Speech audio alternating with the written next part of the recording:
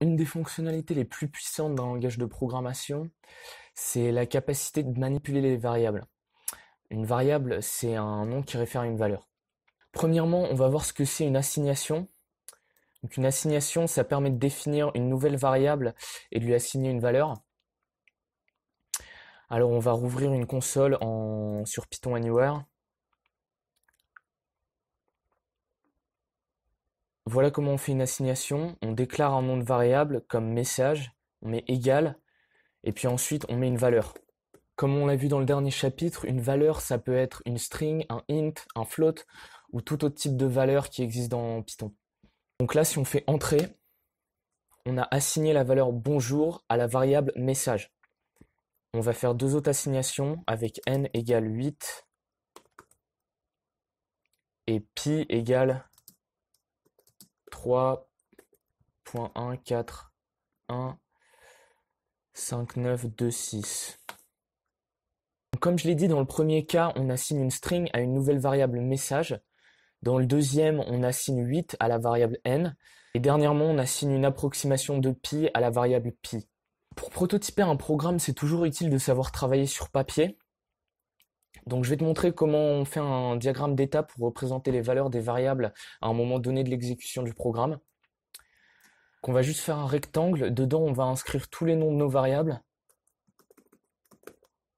Ensuite, on va dessiner une flèche pour représenter la valeur de cette variable. Donc dans notre exemple, la valeur de n, c'est actuellement 8. La valeur de message, c'est bonjour. Et la valeur de pi, c'est 3.141565926. Donc maintenant, on va parler des noms de variables. Alors normalement, on choisit des noms de variables qui indiquent ce à quoi la variable sert. Les noms de variables, ils peuvent être aussi longs qu'on veut, et ils peuvent contenir des chiffres et des lettres, mais ils peuvent pas commencer par un chiffre.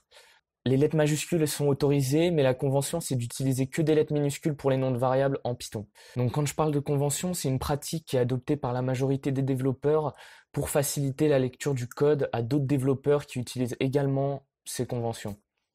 Le tiret du bas peut aussi être utilisé, et il est souvent utilisé dans les noms de variables à plusieurs mots.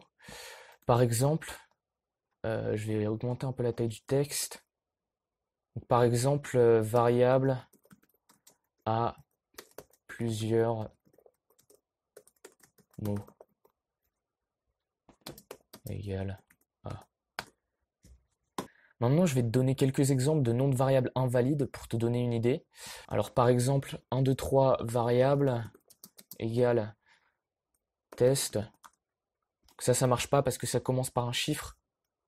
Variable arrobase égale 12. Ça marche pas parce que arrobase c'est pas autorisé dans un nom de variable. Et finalement, classe égale test. Donc ça, à premier abord, on pourrait penser que ça marche, mais en fait, il se trouve que c'est un mot-clé qui est réservé dans Python. Il y a plusieurs mots-clés comme ça. Par contre, il n'y a pas besoin de les mémoriser parce que comme tu peux le voir, l'interpréteur te préviendra si tu en utilises un. Une expression, c'est une combinaison de valeurs, de variables et d'opérateurs. Une valeur toute seule, c'est considéré comme une expression.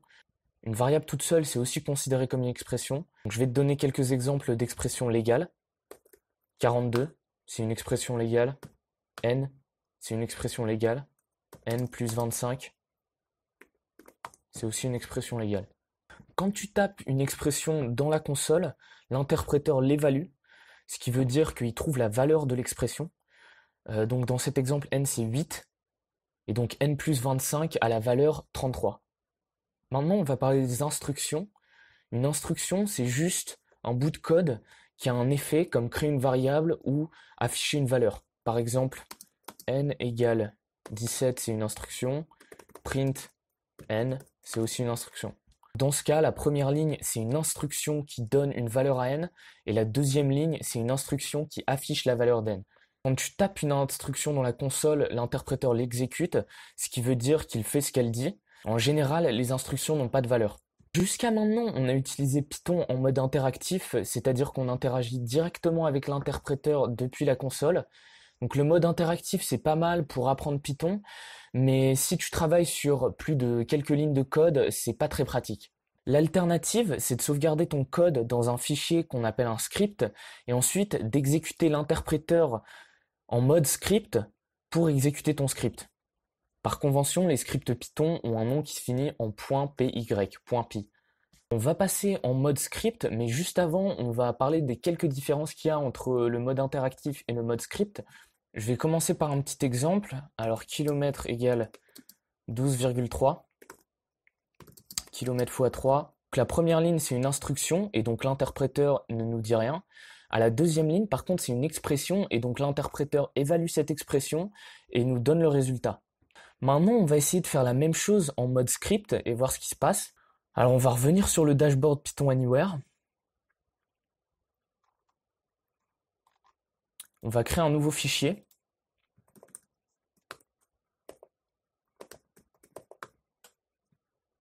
C'est bon, on est dans le mode script. Alors maintenant, on va reproduire la même chose. Kilomètre égale 12,3. Kilomètre fois 3. On peut exécuter le script en cliquant ici. Et donc voilà le résultat. En mode script, une expression toute seule n'a aucun effet visible. En fait, Python évalue l'expression, mais n'affiche pas la valeur, sauf si tu lui demandes explicitement. C'est ce qu'on va faire maintenant. On va rajouter print, entre parenthèses, et on va exécuter le fichier.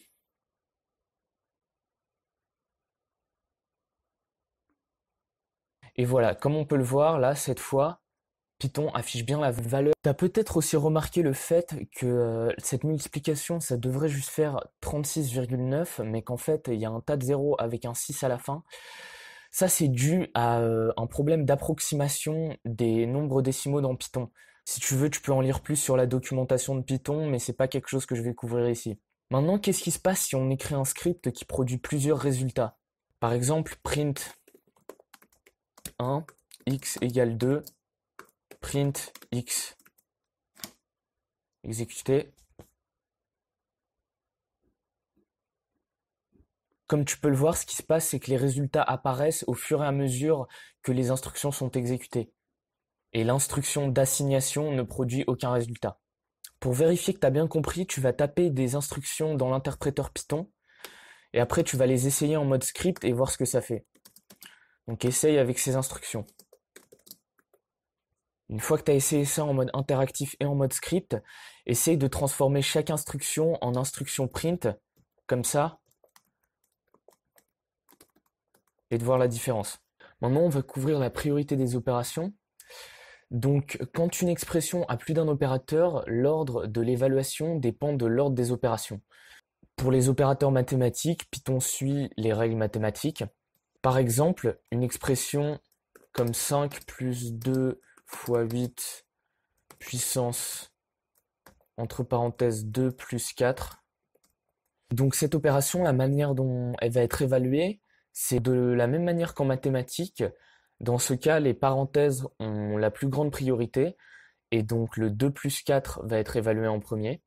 En dessous des parenthèses, on a l'exposant, donc la prochaine partie de l'expression qui va être évaluée, c'est le 8 puissance 6. Ensuite, il y a la multiplication et la division, donc dans ce cas-ci, c'est la multiplication qui va être évaluée.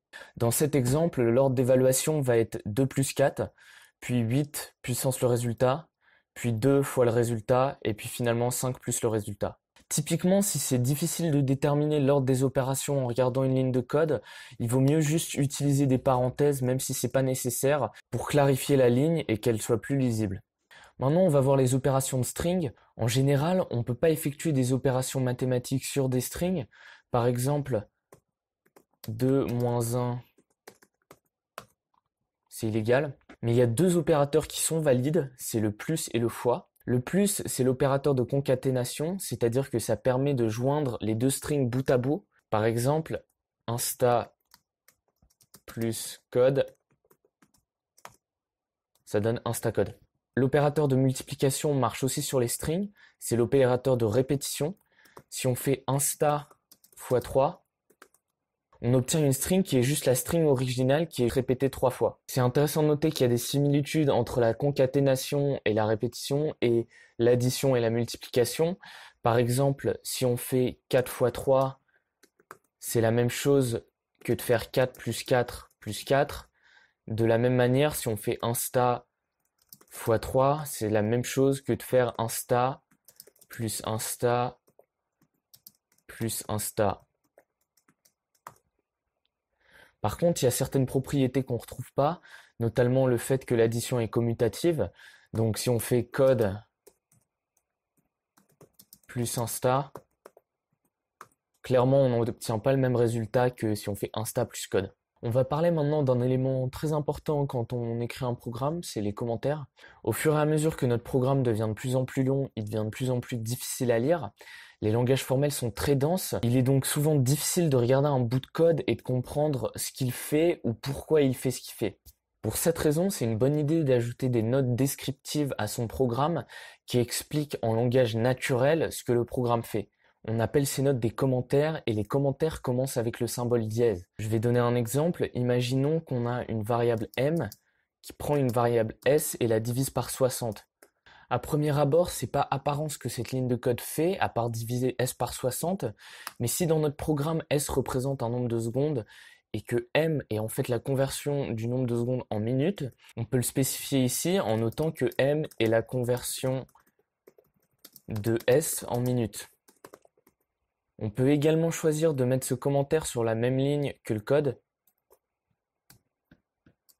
Il suffit juste de mettre dièse. Tout ce qui suit le dièse là est ignoré et n'a aucun effet sur l'exécution du programme. Les commentaires sont utiles quand on documente des fonctionnalités du code qui sont pas évidentes. Par exemple, là si je mets un commentaire pour dire m est s divisé par 60, c'est redondant et ça n'a absolument aucune utilité. Dans ce cas, on aurait pu éviter ce commentaire en choisissant des meilleurs noms de variables comme minutes et secondes, mais si on a une expression qui est beaucoup plus compliquée que ça, on sacrifie peut-être sur la lisibilité en ayant des noms de variables qui sont beaucoup trop longs. C'est une décision à faire au cas par cas de nommer les variables de manière très précise ou d'ajouter un commentaire pour préciser ce qu'on veut dire.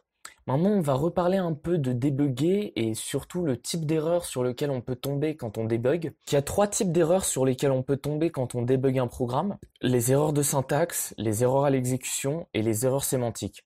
C'est important de comprendre les différents types d'erreurs pour pouvoir les trouver plus rapidement quand on débug son programme. On va commencer par le plus simple, les erreurs de syntaxe. Les erreurs de syntaxe, c'est les erreurs qui surviennent lorsqu'on ne respecte pas les règles de syntaxe du langage. Par exemple, si j'oublie une parenthèse, que je mets 8 plus 2 et que je ferme pas la parenthèse et que j'essaie d'exécuter mon programme,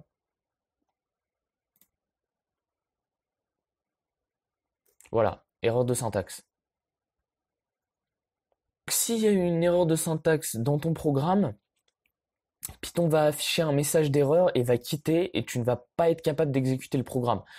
Dans les quelques premières semaines de ta carrière en tant que développeur, tu vas peut-être avoir besoin de passer pas mal de temps à chercher ces petites erreurs que tu vas faire ici et là, mais au fur et à mesure que tu gagnes de l'expérience, tu vas faire de moins en moins d'erreurs et tu les trouveras beaucoup plus vite.